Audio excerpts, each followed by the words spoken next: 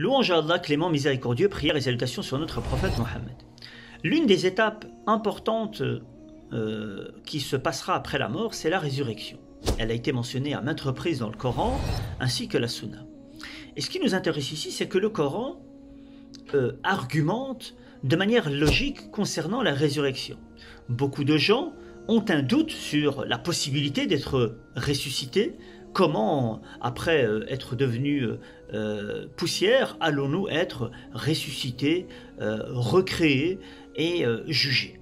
Allah, dans le Coran, nous donne quelques arguments. Parmi ces arguments, le fait qu'Allah, le Créateur, nous sommes d'accord que nous croyons en lui et qu'il est celui qui a créé les cieux et la terre et cet univers avec toute sa complexité, toute cette diversité et toutes ses lois. Celui qui a créé tout cela, est-il capable de ressusciter les morts? Lequel des deux est plus difficile?